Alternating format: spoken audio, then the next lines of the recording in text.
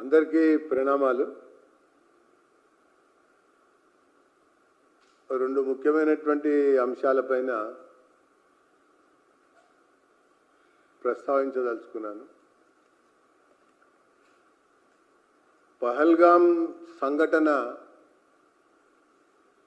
దేశాన్ని కుదిపివేసింది. పర్యాటకులపై పాశవిక పైశాచిక దాడితో మరీ ఎంచుకుని కొట్టినట్టుగా ఆ యొక్క దాడి స్పష్టంగా కనబడ్డది.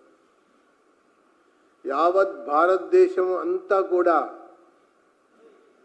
ఈ సంఘటనని ఖండిస్తోంది. తర్వాత స్పందించి రకరకాలుగా నిరసనలు తెలియజేస్తూ భారత్ మరింత కటువుగా వ్యవహరించాలని చెప్పని కోరుతున్నటువంటి తరుణంలో కేంద్ర ప్రభుత్వం ప్రాథమికంగా కొన్ని కఠిన నిర్ణయాలు ప్రకటించినటువంటి విషయాన్ని మనం చూసాం. తప్పకుండా దీనికి మూల్యం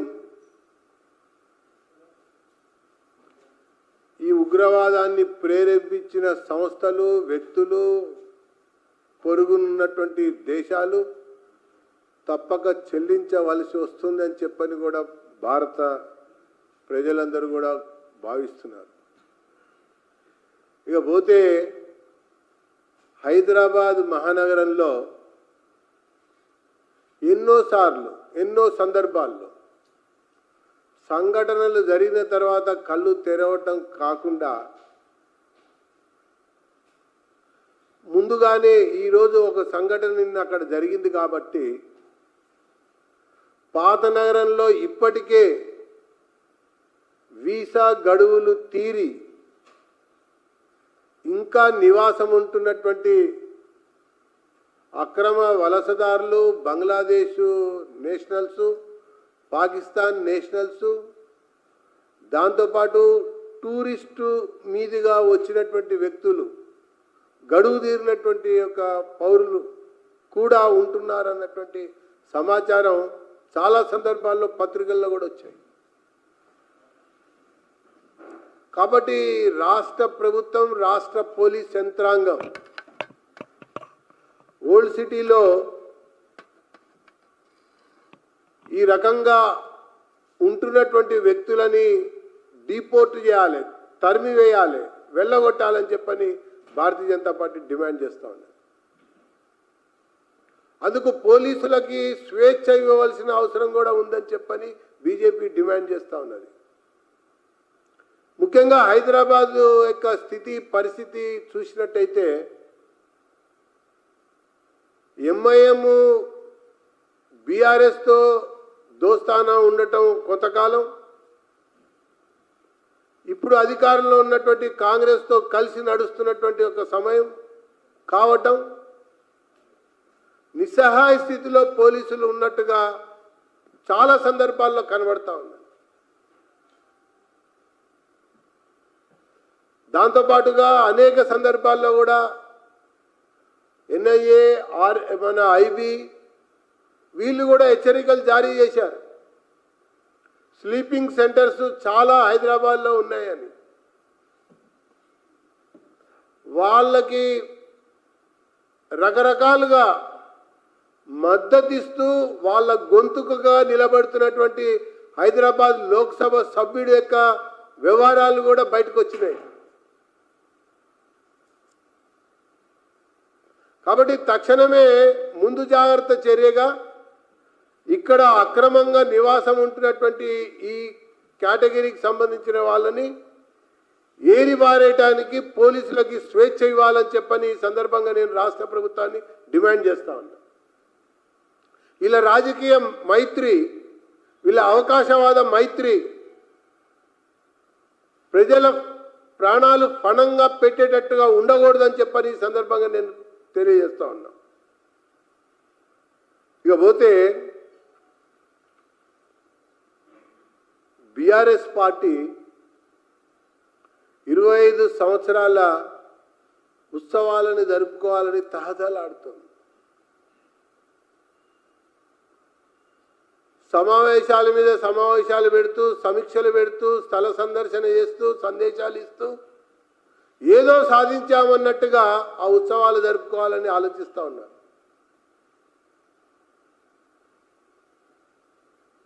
రాజ్యం కొరకు ప్రారంభించినటువంటి ఒక పార్టీ, రాజ్యం కొరకు ప్రారంభించినటువంటి పార్టీలో మహారాజు కేవలం యువరాజు యువరాణి కొరకే ఉన్నట్టుగా 10 సంవత్సరాల పాలనలో వ్యవహారం అందరికీ అర్థమైంది.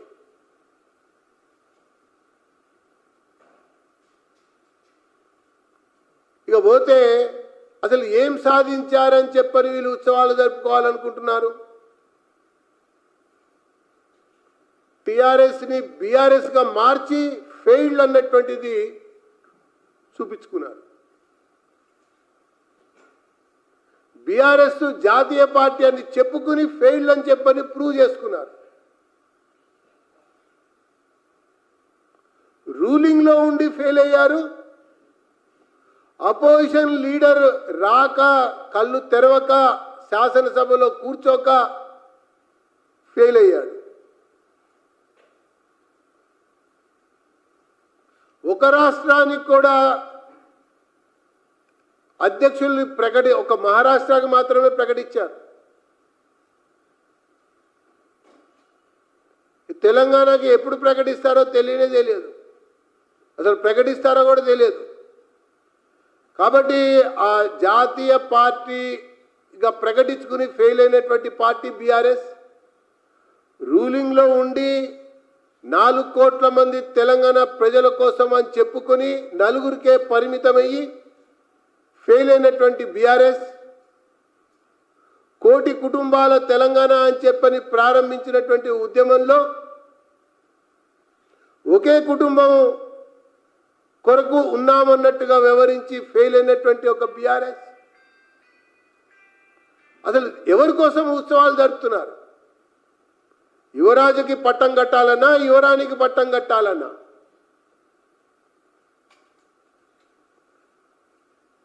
ప్రతి కుంభకోణంలో ఈ బీఆర్ఎస్ఏ విచారణ ఎదుర్కొంటుంది, బీఆర్ఎస్ఏ ఆరోపణలు ఎదుర్కొంటుంది, బీఆర్ఎస్ఏ అన్ని కోణాల్లో, అన్ని రంగాల్లో విఫలమైనటువంటి ఒక బీఆర్ఎస్ ప్రధాన ప్రతిపక్ష పాత్ర పోషించడంలో కూడా ఘోరంగా విఫలమైనటువంటి ఒక బీఆర్ఎస్కి అసలు ఉత్సవాలు జరుపుకునేటువంటి అధికారం ఎవరిచ్చారని చెప్పని సూటిగా మరి ప్రజలే ఈరోజు ప్రశ్నిస్తున్నట్టుగా నేను తెలియజేస్తా ఉన్నా.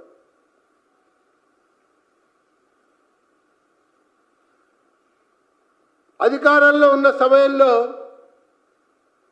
తెలంగాణని పునర్నిర్మిస్తాము అన్ని రంగాల్లో అని పదే మాట్లాడుతూ వచ్చి కేవలం కుటుంబ నిర్మాణమే జరుపుకున్నారు. ఒకవేళ పునర్నిర్మాణమే జరిగినట్టయితే నిధులు, నీళ్లు, నియామకాల్లో కోటాలో ఫెయిలు, వాటాలో ఫెయిలు, భర్తీలో ఫెయిలు. ఇవన్నీ మనం చూసాం, ఇవన్నీ కనబడ్డాయి.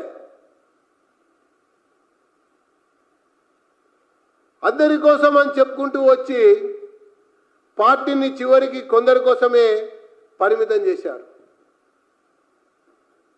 ఇక యువరాజు యువరాణి అయితే అనేక కుంభకోణాల్లో కూరుకుపోయారు. ఖచ్చితంగా వీళ్ళు జరుపుకుని తీరాలనుకుంటున్నటువంటి ఉత్సవాల తర్వాత సైనాధిపతి తిరుగుబాటు తప్పదు అని చెప్పని నేను ఈ సందర్భంగా తెలియజేస్తా ఉన్నా.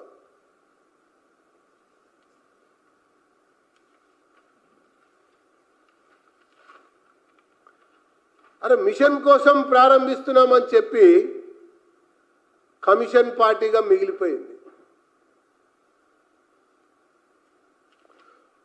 అందరి కోసం అని చెప్పి కొందరి కోసమే మిగిలిపోయింది. 4 కోట్ల కోసం అని చెప్పని ఆ 4గురి కోసమే మిగిలిపోయింది. 1 కోటి కుటుంబాల కోసం అని చెప్పని ఒకే కుటుంబం కోసం మిగిలిపోయింది. జాతీయ పార్టీ అని చెప్పి అనుకుంటూ ప్రాంతీయ పార్టీగా ఫెయిల్ అయింది, జాతీయ పార్టీగా ఫెయిల్ అయింది. అన్ని రకాలుగా అన్ని ఆలోచనల్లో అన్ని నిర్ణయాల్లో ఘోరంగా ఫెయిల్ అయినటువంటి ఒక బీఆర్ఎస్కి ఈ ఉత్సవాలు జరుపుకునేటువంటి ఒక అవకాశం లేదు అన్నటువంటి అంశాన్ని తెలియజేసుకుంటూ ఈ బీఆర్ఎస్కి ఇక టీఆర్ఎస్ బీఆర్ఎస్గా మార్చారు. ఇక బీఆర్ఎస్కి కేసీఆరే వీఆర్ఎస్ ఇస్తే మంచిదని చెప్పని నేను ఈ సందర్భంగా సలహా ఇస్తా ఉన్నా.